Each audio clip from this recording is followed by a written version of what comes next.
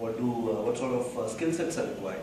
What is it that needs to define a choice at this point in time? I've been through this sort of stage. I'm sure the parents here have gone through this stage some years back. I'm just about reaching this stage as far as my kids are concerned. But having said it, I stay in touch with the sector because I'm connecting with the campus side on an ongoing basis. So I'd like to share a few things which I hope will help you put a couple of more tick marks in terms of what you need to look for when you're choosing a career option or an academic option at this stage for your child, and for the people who are here to make that choice, the children themselves. What are those things that should define your choices? So I'd like to dwell on these few things before, of course, the detailed part comes in terms of what the School of Liberal Studies can possibly do for your child. Life, and I'd like to believe this happens across every single aspect of life, is about choices, right? It's a series of choices you make. Some people make good choices, some people make bad choices. Most of us make a mix of both. Right? The good choices obviously have a positive influence on our life, the way we develop, the way we grow. The bad choices are the opposite. Some people always seem to be making all the right choices. They're successful, they're happy. Is it something that you're born with? Maybe not. Is it gut feel? Not in all cases. You can use gut feel for a choice if you want to pick up a shirt. You can use gut feel for more, deeper, bigger sort of decisions. So what makes it a good choice or a bad choice? My opinion, I think it's about taking an educated choice. Making an educated choice rather. What's an educated choice? You understand what the surrounding parameters are for each of those choices. What are the options? And hence, what fits you as a person in terms of the options that is available. That's an educated choice. The gut feel choices, sometimes it works, sometimes it doesn't. Some of the bigger choices in life are too important to be let, the gut feel way. You have to make an educated choice. I'm sure this stage for both of you, parents as well as the students, potential students here, it is something that you'll have to take an educated choice on.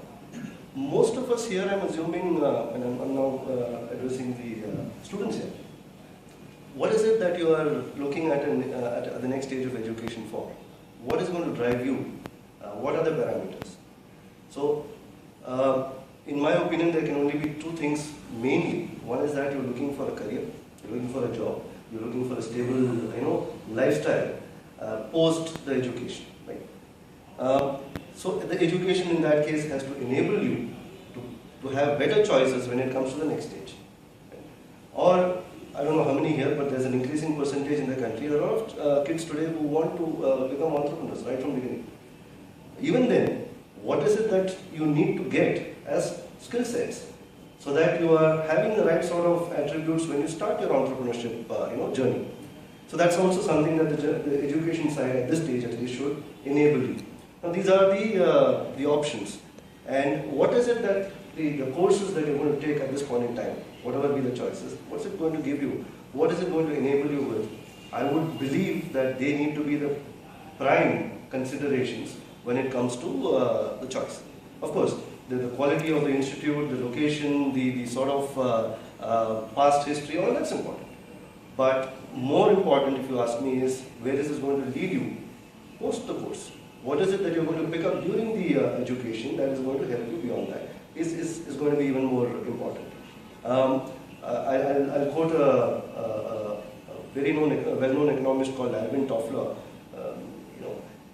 This is like a most repeated quote in recent times. It says in the 21st century, the illiterate is not somebody who can't read or write. The illiterate is somebody who can't continuously learn, unlearn and relearn. Now what does that mean? You can learn something, but have you understood that? Yeah, so that as the future progresses and you need to use that learning in different scenarios, can you use that in different formats? Can you unlearn what you learned so far in school as you go to the next stage, because it need not be the same? Can you use some of the learnings in terms of using it in the new environment, right? And that is a continuous journey. As you go to the corporate life or your entrepreneurship journey, you will realize that what you're picking up in college is something that you should have, but you should apply it as per the needs as you go to the other side. Okay? The most successful people are people who know how to implement and apply the learning. So somewhere, if you look at it, it's a difference between studying and understanding. In a sense, I'm sure that's going to come up in the next presentation, because holistic learning, and that's picking up as a concept in schools as well, at the collegiate level, is still a little young in India. In the Western world, it's way ahead. It's one of those prime opportunities for a student who reaches that stage. Here, the last few years, we have seen that sort of taking off, and hopefully we'll catch up pretty soon in terms of the way the liberal arts course is seen as well. Right? But what's it that you do with it is what matters. The end result, as I said, if it's corporate life, now what is it that is important as a tick mark is also what do they look for. I'm saying I've been part of that side as well, but they as an entity, the people, I'm sure some of the parents here, you're working in corporate careers right now, you understand this. What is it that the corporates look for when they look at talent? At any level. As it comes down, when I say as it comes down in terms of age, the starting point is students. So when you recruit from campus, what is it that you look for as a corporate? And that's also important because your first hit at a career is going to come from that first job. And well, what better if you can get that job on campus? And even better if you can get something of choice, something in a good sort of industry of choice, a sort of role that you're looking for. So how do you prepare for that? Well, you have to first understand what they look for. Then you can prepare for that. And then you understand what sort of courses can help you there. Now, I've been in that field, as I said, for, it's over 20 years now, but let's say the last 12 years or so, I've been very closely working with the campus and corporate sort of connect. Things have been changing. And I'm sure the parents here, you will remember, the choices were easier, but tougher when we were in that stage. Easier because the choices were limited. You either became an engineer, you became a doctor, maybe a lawyer. Maybe one or two peripheral items, but that's where it was. All of us were motivated, prepped to move towards one of these. Right? You're okay to say, okay, I won't become a doctor, but then you have to choose one of the other two. Then the parents are fine. Things have changed, as you very well know. The options have increased, but that's also led to a lot of confusion in terms of which are the right options. Multiple options doesn't mean all of them are good options. So again, it's a choice. What sort of course in the new set is good for you, good for your career, good for your children's career in this case, is also to be determined by what the marketplace is like. Right? All of us remember, I'm sure, the pre-internet stage, the parents I'm talking about. Now things are moving so fast now. If you compare the first few years of your life to the last, let's say, a decade or so, the pace has increased so much. And everyone blames it on technology, not blames it, everyone attributes it to technology. But it's not just technology, it is the way the life is adapting to the change that is brought about by the technology. Lives are faster, careers are multi-dimensional. Today, I'll be very surprised if I see somebody who said, I started working 10 years back and I'm continuing in the same company today and I will retire from this company. The previous generation, most options were like that. You started when? I'm sure your parents, parents of the parents, the grandparents of the children here, most of them who were in a career, working career in a job, did that. My dad did that. I'm sure you'll have some examples as well. I'll be shocked if I find too many people saying that today, saying that this is where I'm going to be right through my career. Well, the organization must be really fantastic in today's world to have an employee who says that. At the same time, something great must be happening to that employee every single year for him or her to stay on. So jobs, changes, and people change across industries, across roles, across functions. So all of this brings back to the question I asked a little earlier. So what is it that corporates look for today?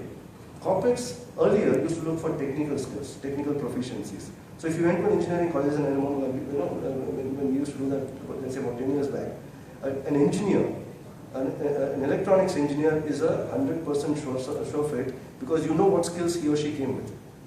Right? The rest we can build on the way, and we had time. So the first 6 months they'll be just thereabouts. We give some training, some exposure, maybe 1 year in some organizations. Today, most orientation, onboarding sort of sessions don't last maximum more than a week. There's no time. Most organizations say you will learn it on the job. It's a word that is a term that's abused, no end. What's learning on the job? Basically, we are saying that we don't have time. We can't afford to invest in you as an employee who has just joined us to give you all the right attributes. So, technical skills and then allowing you to bloom over a period of time is passé. Today, it's about the softer skills, the attributes being there. The job, the business can be taught over a period of time on the job. So, what sort of product do we sell? You can learn on the job. Right? Do you know how to deal with people? Do you know interpersonal skills, basic level? Do you have communication skills? Well, we don't have the time to train you on that because you know what? We don't have to do things ourselves. That's more important for the company. So this is a little low priority, and we don't hence invest in that. It's a general refrain you hear across campuses today. So what that means is that today when you go to campus, and we've been doing that in recent times, you look for multiple things in the student's profile. Yeah, the campus is important, of course. The scores are important. Your achievements during the program also assumes importance now. What all have you done? What are the other facets out there? Earlier, what used to be very important in the school level, shields and trophies, and I've been in writing competitions, and I've been in debates and essays. In a certain sense, it's coming over now to the employment level as well. So what dimensions does the person have is something that corporates actually look for much more seriously nowadays. So if we find a person has good communication abilities, we find that a person has a bit of interpersonal capabilities, a little bit of creative problem solving things that to the extent that we can explore at that point in time, plus of course all the academic attributes that come alongside. A bigger, better bet for the corporate to take somebody like that, even if let's say, between two equal people, this person has one notch lower on the technical and the academic side, one notch. Or maybe there are two campuses which are almost equal. Now this person stands a better chance because the corporates today believe that that's a longer term good bet, good choice, because once he or she comes on board, he can deal with people because the companies can be different, the products can be different, but there's one thing which is common, all of you know that. You have to deal with people. And students in school level, to an extent because of the system, that's not a focus item. Focus item is numbers, focus item is the marks. Right? You have to achieve academic excellence. This is the time, the next stage, the college stage, for you to clearly focus and develop on those skills because that's what will matter. Don't ignore your academic side, but having said that, focus on these as well. So these are things which come up. And this is what, in a sense, I'd like to connect today with what the liberal arts side is doing, because we have dealt, from Yes Bank, I've dealt with liberal arts students. What we find most strikingly different is these attributes. Now, are they brilliant? Are they more brilliant compared to, let's say, a regular, academic course students? No, that's debatable because it depends on the child. Each child would have, as they come up the curve, develop it differently. But what's important is we find a little bit more openness. We find a little bit more attributes in the softer side. And that's a good bet for corporates because once they come on board, they will find their level. So let's say you take an engineer for the R&D department. You can at best move him to the manufacturing side if it's a mechanical engineer. Whereas somebody who has a slightly more rounded skill set, it's that much more easier for both sides. Corporate careers today don't depend on one role, the one that we took you in for, that you have to grow right through that. You have people who grow faster actually crisscross. You can go from one function to the other, one job to the other, until such time that you are reaching your optimal level.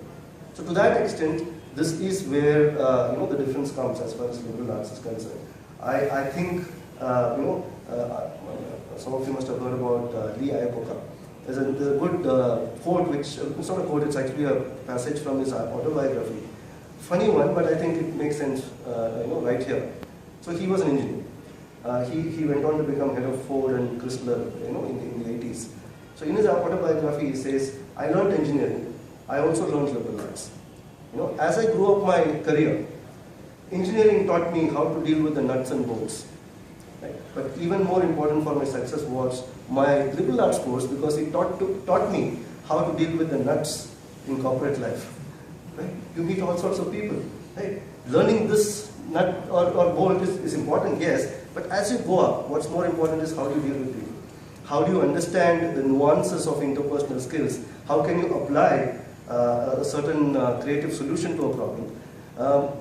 In recent times, as you know, markets can either be here or markets can be here. When the stock market is here, the job market is also here.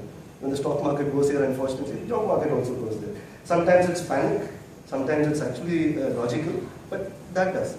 In today's time, I would say technical skills or people with technical skills alone, they also wax and wane with this cycle. Creative skills, interpersonal skills, your ability to understand the challenge and hence adapt can actually, make you a little bit agnostic to the cycle. So during, the market going down, a person who is a one-track pony will struggle if that organization is in trouble. Right? If you are in automobile sector, you're a manufacturing person. If the automobile industry goes down, where do you, right? Whereas if you are in the automobile sector, but in a function which is slightly more rounded, and your profile is like that, well, you can be a person in automobile sector in that role, you can go to another sector, if the situation demands. So, in that sense, I think it's a great thing for the students out here, because you will learn a different facet of what education can bring to you in terms of your development. So it's not just one line of academic brilliance, it is about a few things blooming and your personality actually developing. A lot of us have benefited out of it in different forms because, I'm an engineer by the way. Engineering didn't bring me all this distance. So the same thing I would apply. The nuts and bolts had helped me at the beginning, but it is the other things that were part of my profile that helped me grow up and become. Same thing would apply to you. I close by saying what I started off with, choices. So there's no force that anybody can apply on anybody. I mean, in today's scenario, I'm assuming even the parents can't, force the children to do that. But each choice, make it an educated one, if it's going to impact you long term. So not, this is not picking up a shirt. This is something which is going to impact you for a long time. You can build on this choice, but you can't reverse the choice. So make the choice in an educated way. Do a lot of research, whether it's about SLS or all the other options you have, and pick the one that you think will connect you to those lines that you want to, the dots that you want to build a line with. Okay? So on that note, that's more or less what I wanted to share. This was more, as I said, the outer thing. The core will come now. See how it fits in, right? and make a choice which hopefully will make a lot of you become fairly successful, renowned names in the coming years. Maybe we'll see you on this side and we'll be sitting on that side in a few years. Good luck, all the best.